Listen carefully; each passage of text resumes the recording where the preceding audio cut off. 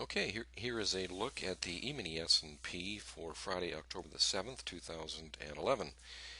We were in the up auction going into today.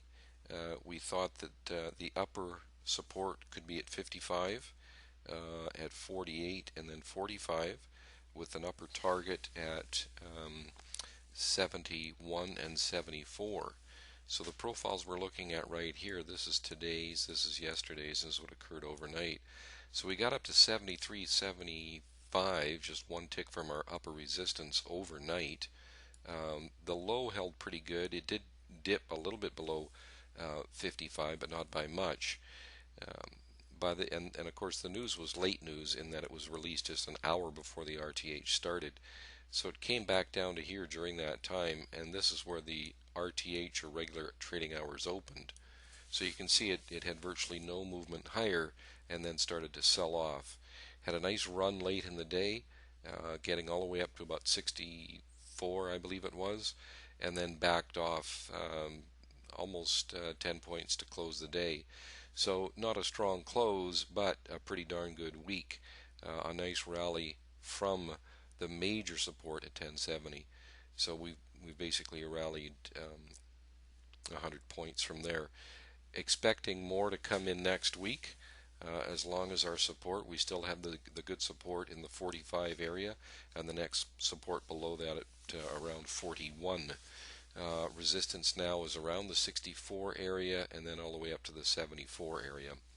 In our analysis of the market, we also use the market profiles from the regular trading hours only, and that's what you're looking at right here. As far as our trades were concerned, you can see that we had 5 of them triggered today. Here's a long one here, here's a short one, here's a short, here's a long, and here's a long. These other two here, this one did not get filled. We had an indication to get long here. It never did pull back.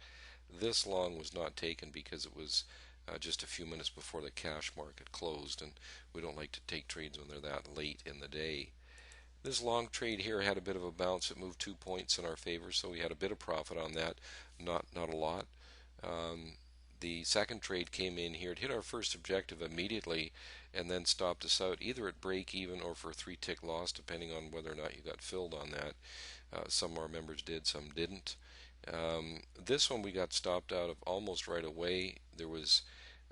This was unusual in that news announcement was released just prior to it, an unexpected news announcement by the rating agencies of Fitch and Moody's, and they had downgraded Italy and Spain. So that was a surprise to the market. It immediately sold off and rebounded, triggering one of our trades, but this was obviously an unusual event, and we were stopped out on it. We had a short trade in here. It worked out very nicely. It moved 3.5 points in our favor. And then we took a long trade in here, even though we were with a neutral filter on this occasion because of our intraday biases being up. Unfortunately, we're a little bit premature on that when it dipped a little bit lower before having that tremendous rally higher. So unfortunately, we were stopped on that trade too. But you can see how the market did come down. It hit right onto our support in the 45 area.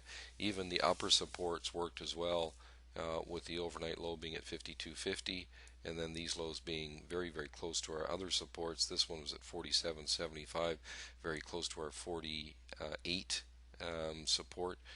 And then this is when the market came down to 54, and just below our 55 support. So that's really what we're looking at as far as the market is concerned. Next week on a Monday, it could be light volume because of Columbus Day, and that could obviously have a bit of effect on the market from a volatility standpoint, so be careful of that.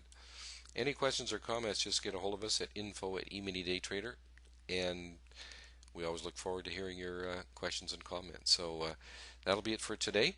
Thanks for watching the video, and have a good weekend. We'll see you again on Monday.